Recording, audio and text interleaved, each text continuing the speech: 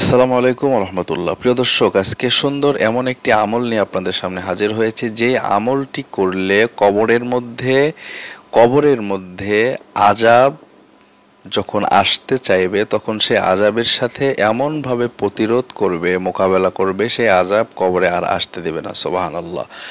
সে আমলটি হলো সূরা মুলকের আমল। প্রতি রাতে ঈশার নামাজের পরে যদি কেউ সূরা মুলক পাঠ করে, সেই সূরা মুলক কবরে গিয়ে সুপারিশ করবে আযাব থেকে রক্ষা করার জন্য। যতক্ষণ না পর্যন্ত আযাব ক্ষমা হবে না, ততক্ষণ সেই সূরা মুলকের 30টা আয়াত সুপারিশ করতে থাকবে। সুবহানাল্লাহ।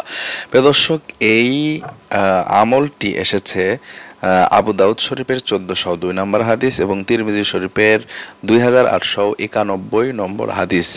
রাসূল সাল্লাল্লাহু আলাইহি সাল্লাম বলেছেন, যদি কেউ প্রতি রাতে এশার নামাজের পরে সূরা মুলক আমল করে, তেলাওয়াত করে, সে যদি ইন্তেকাল করে, তার কবরের মধ্যে সূরা মুলক এর এই 30টি আয়াত গিয়ে কবরের মধ্যে এমনভাবে সুপারিশ করতে থাকে আল্লাহর কাছে, যে কবরের যদি আযাব আসতে চায়, তাহলে সেই আযাবকে তারা হটিয়ে দেয়।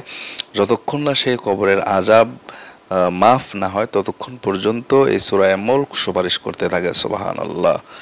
এবং সূরা মুলক আল্লাহকে বলতে থাকে, আল্লাহ, তুমি যদি এই বান্দাকে ক্ষমা না করো, সে প্রতি রাতে আমাকে তেলাওয়াত করেছে, তুমি যদি আমাকে তেলাওয়াত করার কারণে এই বান্দাকে ক্ষমা না করো, আমাকে কোরআন থেকে মুছে দাও।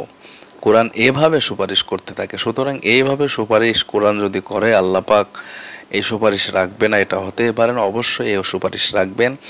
সুপারিশ হলো কবরের আযাব ক্ষমা হয়ে যাবে, জীবনের গুনাহ খাতা ক্ষমা হয়ে যাবে। সুতরাং প্রিয় দর্শক, অবশ্যই আমরা সূরা মুলকের আমল করব ইনশাআল্লাহ। ভালো থাকবেন সবাই, সুস্থ থাকবেন, দেখা হবে নতুন ভিডিওতে। আসসালামু আলাইকুম।